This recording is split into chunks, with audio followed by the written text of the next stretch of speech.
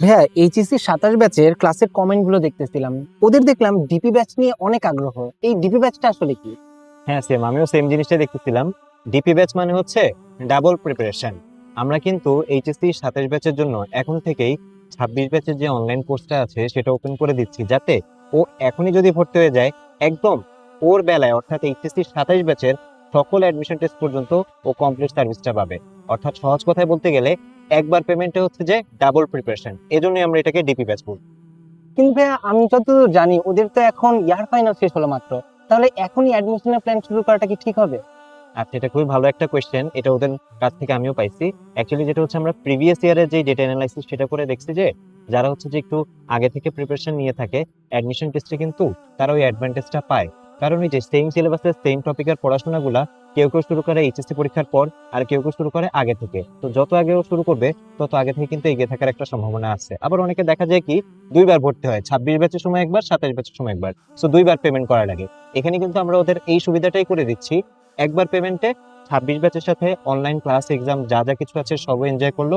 আবার নিজের বেলায় অর্থাৎ 27 ব্যাচের সাথে printed study materials, online offline class, online offline exam সবকিছু একসাথে পেয়ে যাবে।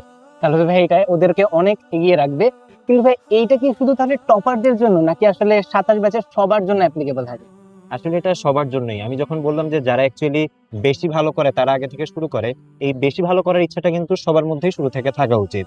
এবং আমরা কিন্তু এখানে আমাদের যে ম্যারাথন ক্লাস বা আমরা যে অ্যাডমিশনের রিলেটেড এক্সামগুলোর কথা বলছি, পাশাপাশি কিন্তু ফাউন্ডেশন ক্লাসও থাকতেছে।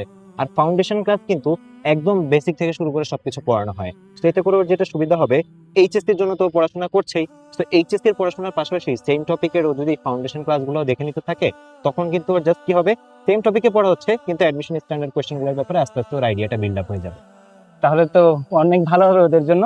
আর তাহলে ভাই ডাবল প্রিপারেশন মানে তো আসলে ডাবল পেমেন্ট, এমন কি ব্যাপারটা হবে? না না, একদমই ডাবল পেমেন্টের ব্যাপার না, উল্টা আরো সুবিধা কি, একবার পেমেন্ট করে ও সবগুলো সার্ভিস তো পেয়ে যাচ্ছে।